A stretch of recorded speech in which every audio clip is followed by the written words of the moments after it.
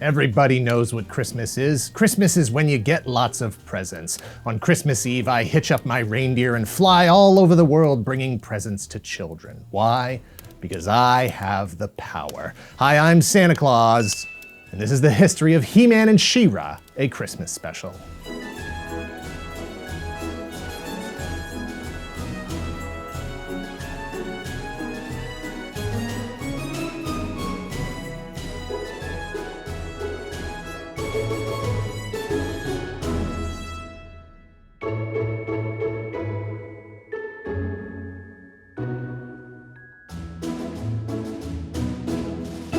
He-Man and She-Ra, a Christmas special, is a 45-minute animated television movie produced by Filmation that aired for the first time December 25th, 1985. It was the culmination of a year-long effort to pass the baton from one series and toy line to the next, like a company party where everyone gets to mingle one last time before half the employees are laid off. He-Man and She-Ra, a Christmas special, kicks off with a birthday party, specifically the shared birthday of Prince Adam and Princess Adora, twins who only recently came to know of each other's existence and their secret identities as He-Man and She-Ra, respectively. All of their incredibly powerful and fantastic friends have come together in the royal palace of King Randor and Queen Marlena in the city of Eternos on the planet Eternia. As preparations for the party are underway, Prince Adam and Man-at-Arms are working on a top-secret spy rocket, but before they can finish the project, Orko accidentally launches it into the sky. Skeletor attacks the rocket, but He-Man and She-Ra are there to thwart his efforts. However, in a moment of panic, Orko casts a spell that teleports the rocket, with Orko still inside, across the universe to a planet he's never been to before, the planet Earth. Orko immediately saves two human children from an avalanche. Those children, Miguel and Alicia, reward him with the story of Christmas and Santa Claus, as well as the central themes of peace, goodwill towards everyone, and of course, getting presents. Back on Eternia, He-Man and She-Ra will need to track down a Carium water crystal to provide enough power to Man-at-Arms' transport beam, the only thing that can bring Orko back to Eternia. To get the crystal, they'll have to fight monsters, beasts, giant transforming robots, and the tag team duo of Hordak and Skeletor. Along the way, He-Man and She-Ra will make some new friends, strengthen their bond as brother and sister, and help usher in a new season of giving from Earth to Eternia. It's a heartwarming cosmic Christmas special brought to you by the power of Grayskull. He-Man and She-Ra, a Christmas special, was written by Bob Forward and Don Heckman, two writers who had previously written episodes of He-Man and the Masters of the Universe. It was directed by Bill Reed and Ernie Schmidt, two directors who had previously directed episodes of He-Man and the Masters of the Universe. He-Man and the Masters of the Universe, the wildly popular cartoon that began airing in September of 1983, helped drive the sales of millions of dollars of He-Man action figures, vehicles, and playsets that hit the shelves for the first time a year earlier in 1982. While the show was innocent escapist fantasy, its primary goal was to sell the toys. Religious groups and children's television advocates debated the impact on the emotional and psychological development of young children. Some of that negative publicity was moderated by Filmation through the decreased focus on violence and the inclusion of epilogues explicitly spelling out the positive moral themes of the episodes.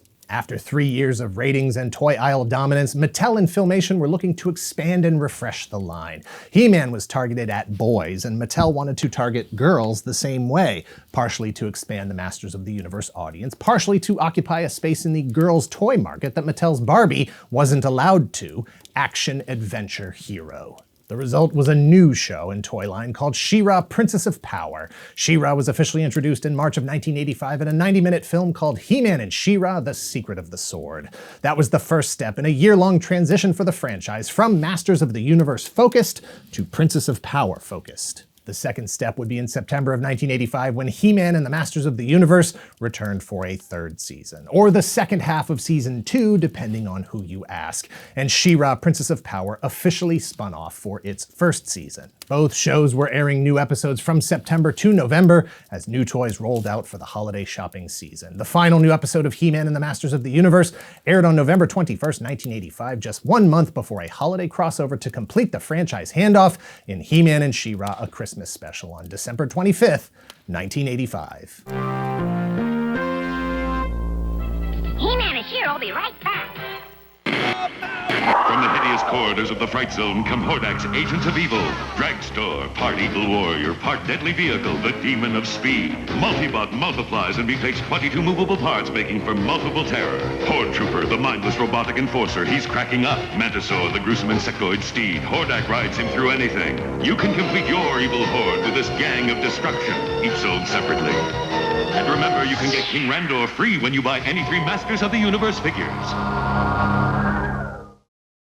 Christmas specials have a place as both holiday entertainment and an effective seasonal marketing tool embedded right in the heart of the most important part of the retail calendar, when people are most likely to spend money for non-essential items and, more importantly, on presents for kids. Since 1962's Mr. Magoo paved the way for animated television specials, they have become a part of our annual celebrations and an expected entry for every brand that achieves a certain degree of popularity. From Rudolph to Mickey Mouse to the Grinch to Boba Fett, Casper, Pac-Man, the Smurfs, He-Man was too big to not have a Christmas special. He-Man and She-Ra, a Christmas special, brought both casts together again, including John Irwin as He-Man and Melendi Britt as She-Ra, Alan Oppenheimer as Skeletor and Man-at-Arms, George DeCenzo as Hordak, and one of the founders of Filmation itself, the executive producer of Masters of the Universe, Lou Scheimer, as Orko, King Randor, Swiftwind, Spike, or Too Bad, Modular, Cowl, Horde Prime, and Multibot. This Christmas special was jam-packed with old characters and new characters. And those new characters are the important part. The brand is only as healthy as the future is interesting. New releases like Perfuma, Peekaboo, and Flutterina all get FaceTime and name-check to make sure that potential buyers know who they are. While there were no new He-Man episodes planned for the future after the Christmas special, the series itself would continue to run in syndication for years to come. The toy line would also maintain as, if nothing else, the home for many of the characters that were featured in the She-Ra series, as they didn't fit the aesthetic of the She-Ra toy line and to encourage crossover between the two. Hordak, Grizzlor, Ratlor, all of these were part of the He-Man line instead of She-Ra and featured prominently in the Christmas special. Filmation also made space for vehicles like the Laser Bolt, which He-Man uses to fly into space, despite its design as clearly a land-based vehicle. Noticeably absent from both lines were the Manchines, sprightly robots that helped He-Man and She-Ra in the battle against the Monstroids. The Monstroids, giant robots that can transformers from robot mode to slightly different robot mode. The Manchine's dog and Skeletor's friend, Relay. Horde Prime, a faceless entity that gives orders to both Hordak and Skeletor. And Hordak's, helicopter. It's a helicopter. You can watch the Christmas special now for free on the Masters of the Universe He-Man and She-Ra YouTube channel. Please note that there are 2 versions hosted there. One video is just the movie itself. The second video is both the movie and then a replay of the movie with audio commentary by James Eatock. He-Man and the Masters of the Universe aired its final new episode in November of 1985. She-Ra's final new episode aired in December of 1987. Both series continued to pick up new fans over the years while broadcast in syndication. There have been various reinterpretations, reinventions, reboots of the characters and the franchises over the years, but there has yet to be anything quite like the Christmas special since. Not for lack of trying. Noelle Stevenson, the creator of Netflix's 2018 reboot She-Ra and the Princesses of Power, has stated that she has a very well thought out plan and will, quote, keep pitching this until it happens. It's He-Man and it's this awesome powerhouse, very anime, cool style, then She-Ra is all poppy colors and they're both in their style and they're both come together for a She-Ra He-Man Christmas special and Santa will come and they'll decorate the tree and teach Skeletor to love.